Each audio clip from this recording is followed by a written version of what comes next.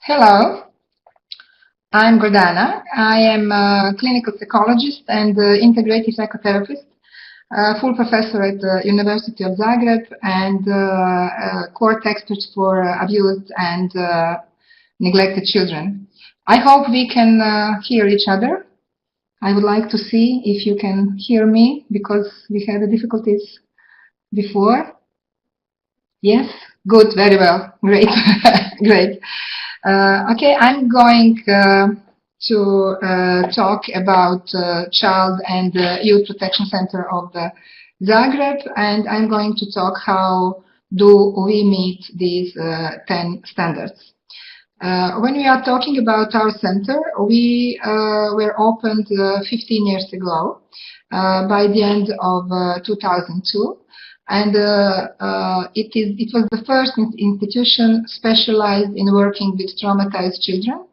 Our key purpose was to provide help, and is to provide help and support to children who experienced different traumatic events, and also children at risk of abuse, and also support and help for their families. In the last 15 years, around 17,000 children were assessed in our center. So we have 1,200 to 1,600 new patients per year, and plus more than 800 children in continuous treatment. So when we put it on daily basis, we have about 100 children per day. What is difference between other Barnahus models and our model is that we are within the healthcare system. It is for Croatia very important to be within healthcare system because in Croatia every child has health insurance. So each service, all services in our center are free of charge for our children. So I would like also to ask you, as a poll question, if you have opened or are planning to open such multidisciplinary and interagency service, in which sector is it, or in which sector it will be? For Croatia, I think that healthcare system was the best for the reasons I mentioned before, and I also think that trauma is a question of mental health. But of course, there is a lot of things also in judicial system. So I would be interested how is it in your country. I was also thinking about social services. I see here the answers in social services. I was also thinking about social services when we were opening this, but because of the budgeting, it was easier for us in healthcare system. Justice, social services, most of you social services, and health, and some of you healthcare. Yes, it's different in different countries. For Croatia, it was the most appropriate in healthcare system. Okay, thank you. When we come to standard one, our primary consideration is the best interest of every child, and we are putting a lot of efforts in cooperating with the judicial system, with the police, to minimize or avoid re-traumatization of a child and to avoid undue delay. We are also putting a lot of efforts in respecting the child's rights to be heard. And that's why we established a year ago Children and Youth Boards, according to the Article 12 of Convention on the Rights of the Child, where we really include them in our decision making, and their voices are influencing the way we are working. You can see here Youth Board visiting our president and also sharing their experiences with the president of Croatia. Our multidisciplinary team is much bigger than team in Sweden. It is consisted of 13 psychologists, 4 psychiatrists, neuropediatrician, 2 social workers, 2 special educators, speech therapists, 6 nurses, and a jurist. We are also trying to cooperate with all these institutions that are mentioned here, not only through regular meetings and exchanging of information, but also through different trainings that we are conducting for them, because we strongly believe the more we know, the better we cooperate. This standard 3 is maybe the main difference between Barnehus model and our model, because our inclusive target group is all children who are victims and or witnesses of crime, involving all forms of violence, all forms of abuse, neglect and exploitation, but also children who are at risk of abuse, as well as their family members. So we can see here on this slide that common reasons for referral are suspected abuse and or neglect, then high conflict divorce, witnessing domestic violence. We also see that we are dealing with children with behavioral difficulties, with learning disabilities, children who are victims or who are victims of bullying, but also with bullies, children with developmental disabilities. And our special focus in last 4, 5, 6 years is on neglect and emotional abuse, which is much more difficult to recognize because it's often disregarded by professionals, as we say, neglect of neglect. Especially children of high conflict divorce are at risk. We recognize them as the risk group for emotional abuse and emotional neglect. When we are speaking about referrals, most of our children are brought by their parents, almost half of them, and then 1/3 of them are referred by social services and then by kindergarten, schools, police, and other institutions.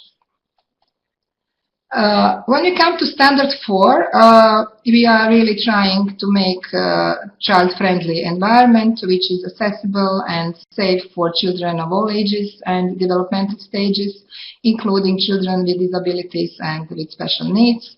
There is no contact between victims and alleged offender. We have separate entrances, although offender is rarely present in our center. We can see here our forensic room, which is different from therapy rooms. I'm looking at if you can hear me, and which is free of distractions and specially equipped with audio-video link. And now, with help of our children from youth board, we are decorating a special corner for adolescents in our waiting rooms.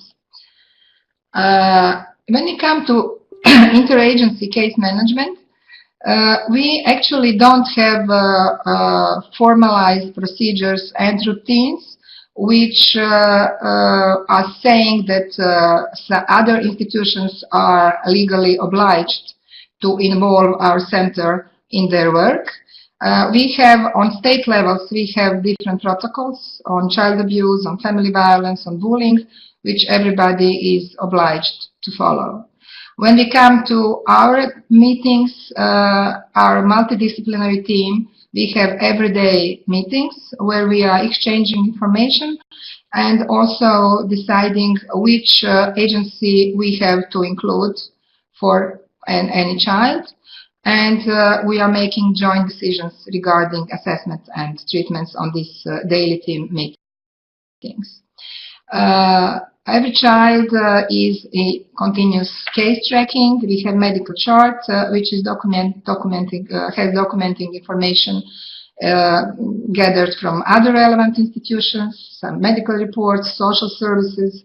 Our social worker is on everyday contact with the social services and other services and agencies. Services provided by other agencies, by us, and we have legal obligation to save the data for 10 years. And what we really like, we have a database. Every child is in our database with 380 information about that child, so we can really see what is population of in our center coming here, and what is the progress in therapy. When we come to standard 6 and forensic interview, we are conducting forensic interviews for different purposes. One is forensic interview within multidisciplinary assessment. Let's say when a parent brings a child to our institution with suspicious on child abuse, our psychologist or any other professional takes child immediately and immediately conducts forensic interview, and if there is suspicious on child abuse, immediately police is informed and the child stays in multidisciplinary assessment, but nobody is talking about the trauma again in this center. We are also conducting forensic evaluations at the order of the court as court experts. So we are conducting forensic interviews for assessing credibility of child's testimony in the cases of sexual abuse. Also in the case of child custody evaluations, where we are assessing parental competencies, and forensic evaluations of juvenile offenders. The third purpose where we are doing and conducting interview is when we are interviewing children on center's premises within court proceedings, criminal and misdemeanor courts. Some of your countries maybe don't have misdemeanor courts. These are courts dealing with family violence. So we encourage judges to interview children on center's premises. Although in Croatia, every criminal court has a separate room in which mental health professional is the only person talking to a child. What we are trying to encourage judges to bring children here to our center, children who are small children, young children, children who are traumatized, children who are with special needs, with intellectual disabilities. This is one of big challenge for us, because only a few of criminal judges are willing to use this opportunity. Although it's free of charge, we are not asking any money for this. But misdemeanor courts, those judges dealing with family violence, are regularly coming to our center. And also police sometimes also bring child in our center because they want us to do the interview and they are in another room. And they are also bringing to us often migrant children that we as experts can talk to them. So the whole procedure, of course, is audio and video recorded and can be used as an evidence in the court procedure. As a poll question, I would like to ask you, what are your experiences? How willing are the judges in your country to go out of the courts and cooperate with such services? Because we find it here in Croatia as a big challenge, but also my experience is that it is also a big challenge in other countries, and I think we have a lot of job to do here. Not at all. Not at all. Rarely. Somewhat. No answer completely. No answer very much. Yeah. Yes. Thank you. Thank you. I was expecting such an answers, and I really think that we need a lot of public awareness and a lot of trainings and a lot of sharing information and training of judges.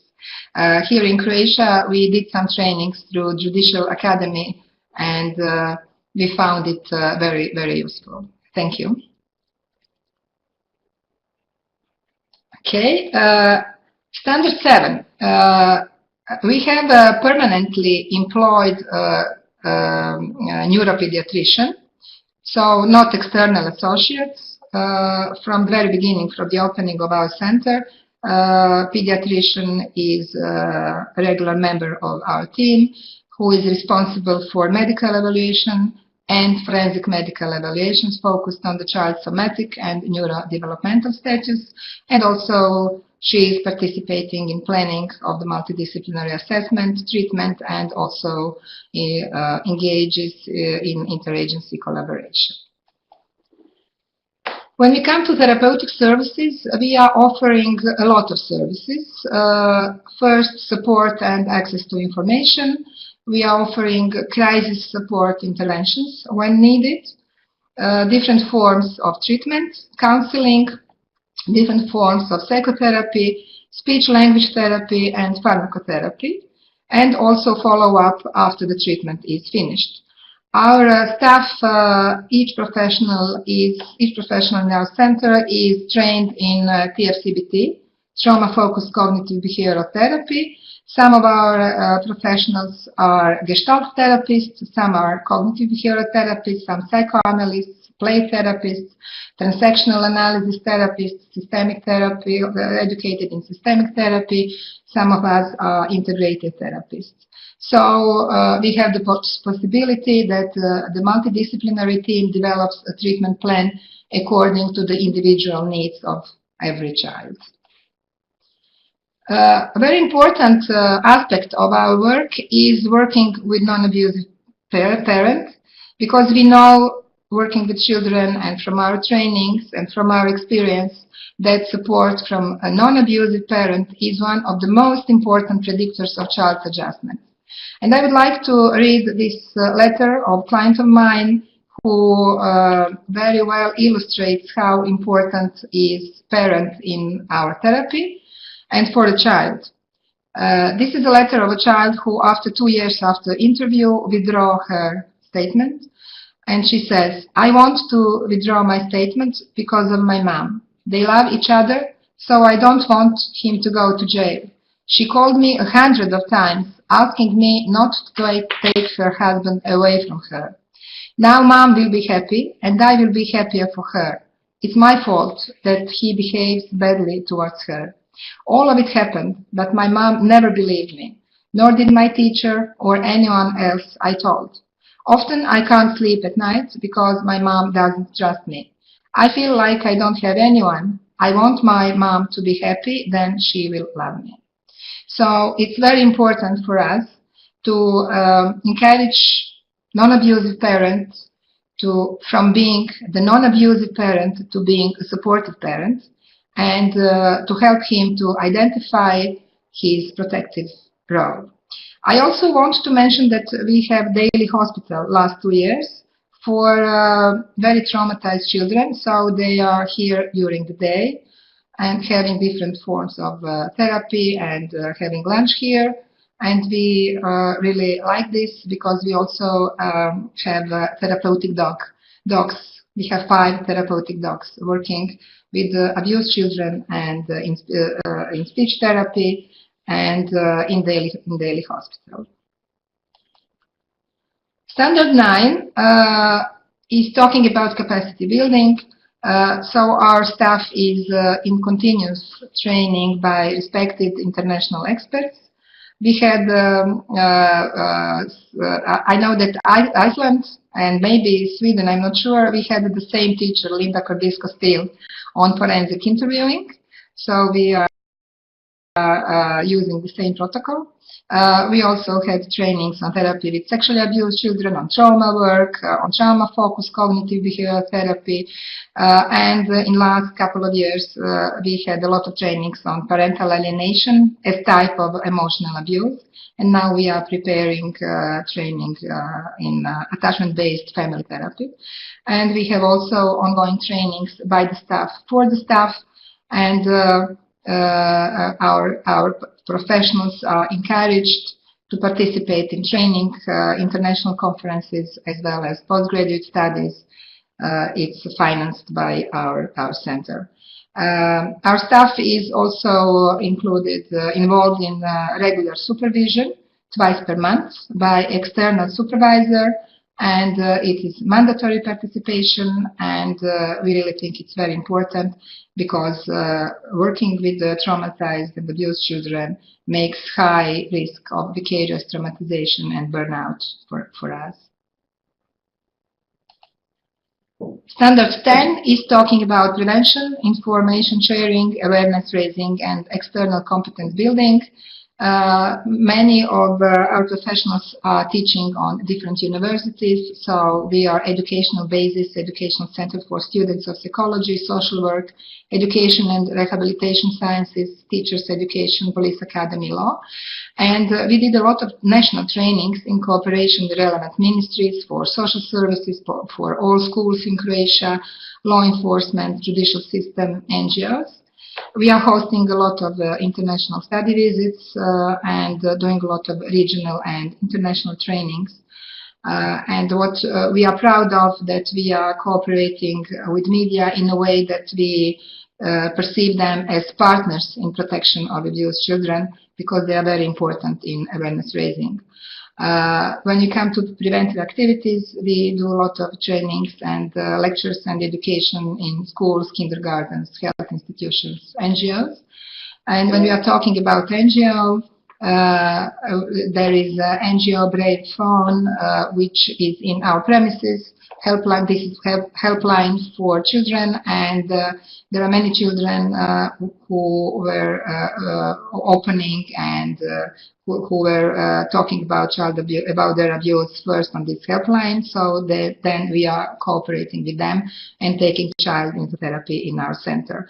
We did a lot of national research on child abuse and knowledge of pediatricians or dental doctors on child abuse and what are their needs in trainings and education. And public publication activities are very important. We published 16 handbooks for parents, children and professionals, and about 500,000 copies are distributed free of charge for parents, children and teachers.